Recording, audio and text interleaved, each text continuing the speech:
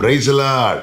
கர்த்தரும் இரட்சகருமாகிய இயேசு கிறிஸ்துவின் இனிய நாமத்தினாலே உங்கள் அனைவருக்கும் என் அன்பின் வாழ்த்துக்கள். இந்த புதிய நாளை காண செய்த தேவனுக்கு ஸ்தோத்திரம் உண்டாவதாக. இந்த நாள் ஒவ்வொருவருக்கு நன்மையாய் ஆசீர்வாதமாய் இருக்க கர்த்தர் கிருபை செய்வாராக. சங்கீதம் 77:20.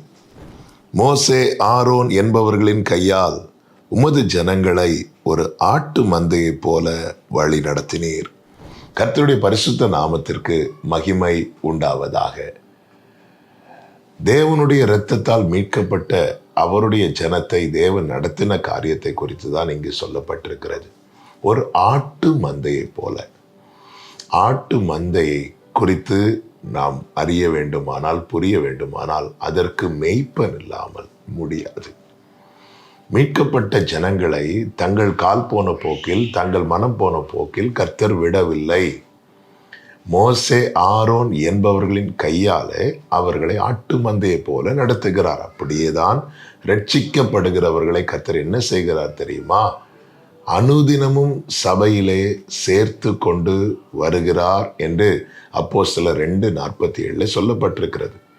சிலர் உண்டு, நான் ரட்சிக்கப்பட்டுட்டேன், நான் ஞானஸ்நானம் எடுத்துட்டேன், நான் அபிஷேகம் எடுத்துட்டேன், எனக்கு வரங்கள் இருக்கு, நான் தரிசனங்களை பார்க்கிறேன், எனக்கு யாரும் வழிநடத்த தேவையில்லை, எனக்கு எல்லாம் தெரியும் என்று தாங்களே மேய்த்து கொண்டிருக்கிற கூட்டத்தார் உண்டு.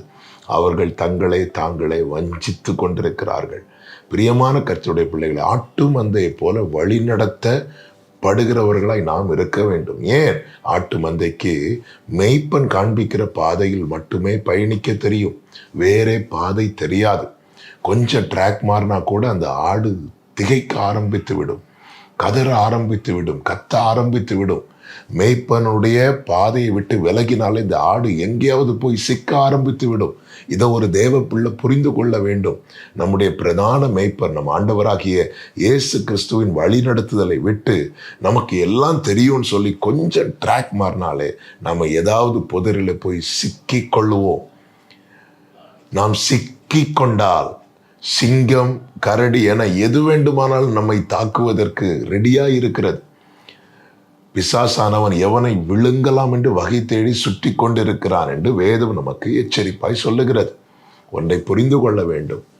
புல்லுள்ள இடமோ அமர்ந்த தண்ணீரோ அந்த மேய்ப்பனால மட்டும்தான் அதை எனக்கு காண்பித்து தர முடியும் என்கிற ஒரு உணர்வு நமக்குள் இருக்குமானால் அந்த மேய்ப்பனை விட்டு விலகவே மாட்டோம். மேய்ப்பன் தான் என்ன செய்கிறார்? புல்லுள்ள இடத்திலே கொண்டு போய் விடுகிறார், அமர்ந்த தண்ணீர் அண்டையிலே கொண்டு போய் விடுகிறார். அவருக்கு தான் தெரியும். அவரோடு கூட இருந்தால், அவருடைய வழிநடத்துதல்ல இருந்தால், மரண இருளின் பள்ளத்தாக்கில் நடந்தாலும் நாம் பொல்லாப்புக்கு பயப்பட மாட்டோம். காரணம், அவருடைய கோவலும் தடியும் நம்மை தேற்றும்.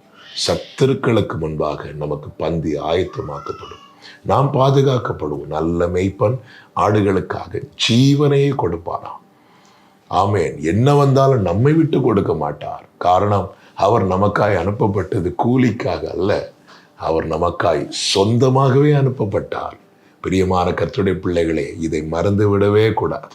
அன்று இஸ்ரவேலரை மோசே ஆரோன் என்பவர்களின் கையால் ஆட்டு மந்தையை போல் வழி நடத்தினார் என்றார். இன்று நம்முடைய பிரதான ஆசாரியர், நம்முடைய நல்ல மேய்ப்பர் இயேசு கிறிஸ்துவின் இடத்திலே பிதாவாகிய தேவன் நம்மை கொடுத்திருக்கிறார்.